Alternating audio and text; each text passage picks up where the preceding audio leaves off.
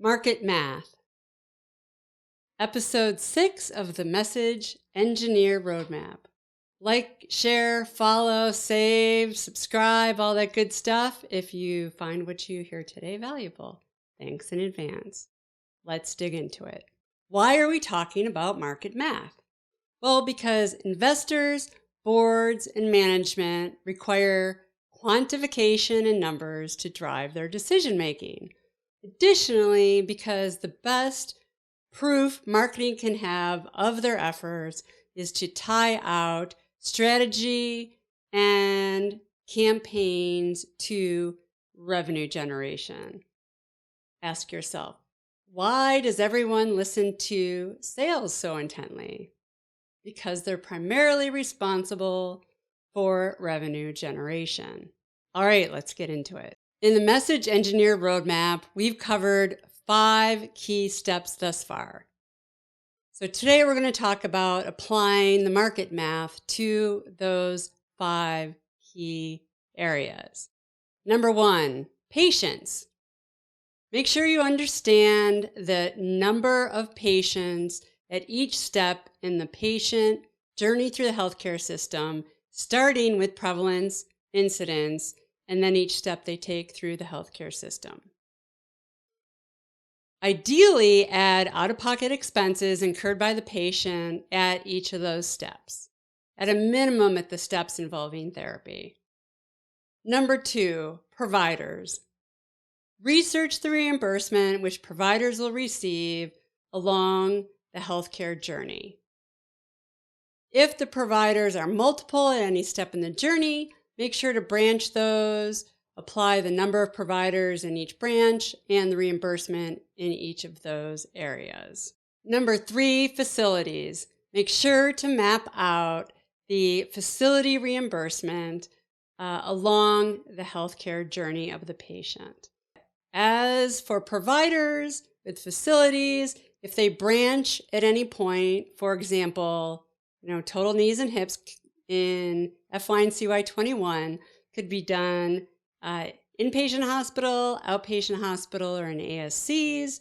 Make sure to branch out those numbers so that you know what's being done where, and reimbursement for each of those. Number 4, buyers. What you'll need here is, at a minimum, a 3 to 5 year model of showing return on investment, or an NPV. If ideally you included some health economic measures in your clinical studies or user studies, that's ideal, and those can be used when you build your model here. If not, PubMed is your friend, and go out and Google what your competitors have done and the research they've done or institutions have done on their behalf so that you understand that better as well. Number 5, ecosystem map. Take a look at your competitors for the market you're serving and the place along the patient flow through the healthcare system. And research the dollars, the units, the ASP, the market share, and make sure you do this by geo if that is important to your kind of 3 to 5 year forward-looking plan. Number 5, ecosystem map. 2 pieces here, competitors and potential partners.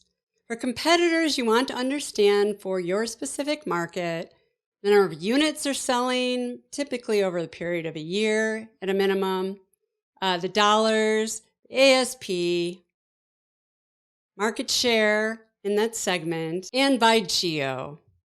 In other words, for the geographies in which you intend to launch your message or messages.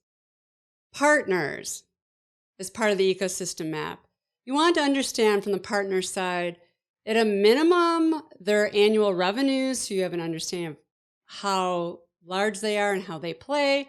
And secondarily, the dollars revenue-wise that they're earning in that specific market segment. Partners. At a minimum, you'll want to understand their overall revenues Also understand the revenues or the share that they have in the segment in which you're interested. That's it for market math. If you have any questions, please leave them in the comments. We would love to hear from you. Questions, comments, concerns. Share, like, follow, subscribe, save, whatever you can do that allows us to know that you found this information to be valuable. We greatly, greatly appreciate it. And thanks so much for listening today. That's it for Message Engineer. And we'll see you for episode 7, Stakeholders. Until then.